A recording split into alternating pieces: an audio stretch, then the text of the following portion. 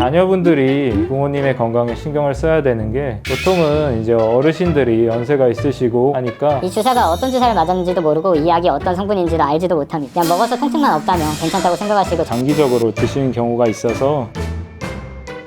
안녕하세요, 정형외과 전문의 국승환입니다.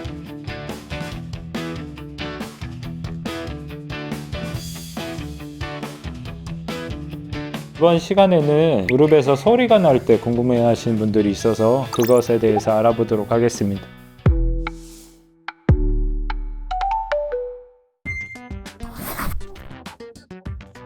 관절염이라는 것은 우리가 이제 노화를 더불어서 생기는 것은 퇴행성 관절염, 그리고 상완 항체 기전에 따라서 전신 면역 질환으로 나타나는 그런 류마티스 관절염이라는 것도 있고요. 관절염이라는 것은 원인에 따라서도 워낙 다양하게 이름을 붙일 수 있는 것이라서 간단하게 관절에 염증이 생긴 상태다 이렇게 알아두시면 될 것 같습니다. 뼈 소리가 뚝 하고 날 수 있는 증상이 있는데 이건 관절염이 없다고 해도 나타날 수 있는 증상으로 관절각 내에서 진공 상태가 되면서 가스가 배출되는 소리이기도 하고, 아니면 뼈와 인대나 힘줄이 튕기는 소리인 경우도 있지만 진짜로 이제 병적인 상태라고 하죠. 통증이나 부종이 동반되면서 그냥 단발성으로 턱 하고 소리가 나는 것이 아니라 무릎이 잡혀서 안 펴진다거나 아니면 뼈가 갈리는 듯한 소리가 나면서 시큰거린다거나 이런 증상에서는 정형외과 전문의의 진료가 필요하겠습니다.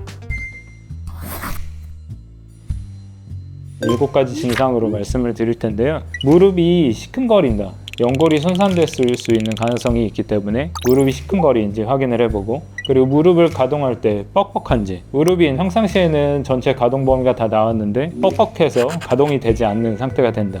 무릎이 뻑뻑한지 두 번째로 확인해보고, 그리고 평상시에는 괜찮았는데 앉았다 일어나는 모션 자체가 불편해서 힘든 상태, 그리고 네 번째로는 통증이 있는 상태도 있지만 무릎이 많이 부어서 슬개골 뚜껑뼈라고 하죠. 이제 관절면의 경계를 알 수 없는 부종 상태. 그리고 다섯 번째는 무릎을 굽혔다 폈다 할 때 딱 소리가 나면서 크게 통증을 유발한다거나 할 때 다섯 번째가 되겠고, 여섯 번째로는 무릎이 락킹 된다고 하죠. 강제로 펴려고 해도 안 펴지고 소리를 동반한다거나 이렇게 되는 경우가 여섯 번째가 될 것이고, 일곱 번째로는 다른 이제 주변 사람들이 너 걸음걸이가 이상하다, 아픈 곳을 쓰지 않으려는 보상 기전이 있기 때문에 그 아픈 곳을 덜 쓰고 질질 끌고 다닌다든지, 그리고 이상한 걸음걸이를 보일 경우에는 그 일곱 번째로 해당될 수가 있겠습니다. 그래서 7가지 증상 중에 해당이 되는 게 3가지 이상 정도 된다면 그때는 가까운 정형외과에 방문해서 전문의의 진단을 한번 받아보는 게 좋지 않나 싶습니다.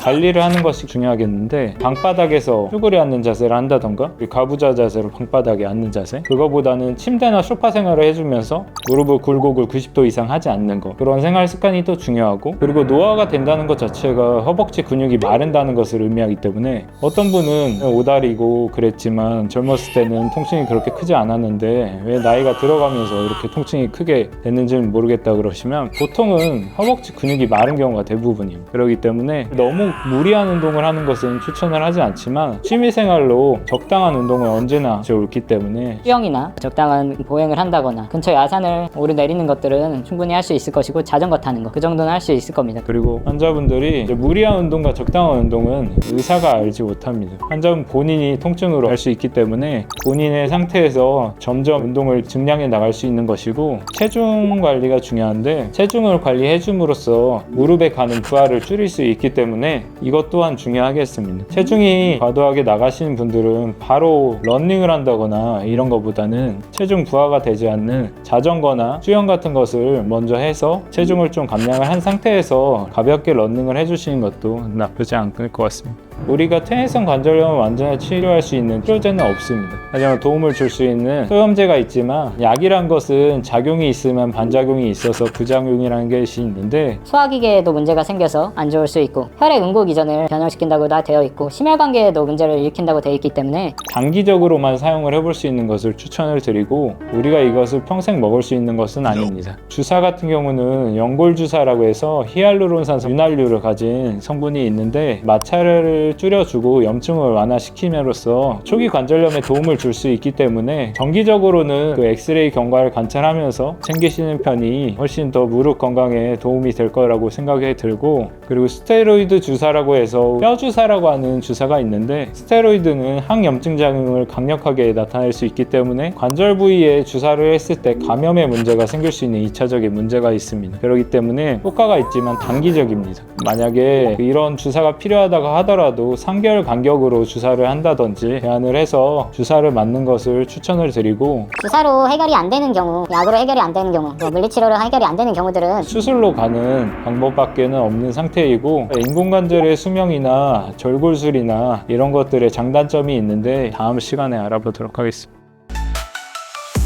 뼈에서 소리가 난다고 해서 다 문제가 있는 건 아니지만, 앞서 말씀드렸듯이 통증과 부종을 유발하고 있는 뼈 소리에서는 전문의의 진료가 필요할 수 있으니까 병원에 방문해 보셨으면 좋겠습니다. 그 이후에는 보존적인 치료로 약물 치료, 주사 치료, 물리 치료, 그것 또한 안 된다면 수술적 치료를 통해서 환자분의 삶의 질을 올려줄 수 있는 방법이 충분히 있으니 혼자 고민하지 마시고 꼭 방문하여 주시길 바라고, 그리고 또 당부드리고 싶은 것은 자녀분들이 부모님의 건강에 신경을 써야 되는 게, 보통은 이제 어르신들이 연세가 있으시고 하니까 이 주사가 어떤 주사를 맞았는지도 모르고 이 약이 어떤 성분인지도 알지도 못합니다. 그냥 먹어서 통증만 없다면 괜찮다고 생각하시고, 장기적으로 드시는 경우가 있어서 제 외래에 왔을 때 조금 더 자녀분들이 부모님의 건강을 챙겨줄 수 있으면 좋을 것 같습니다. 다음 편에서는 대표적으로 무릎 관절염에서 쓸 수 있는 절골술과 인공관절 치환술에 대해서 알아보도록 하겠습니다.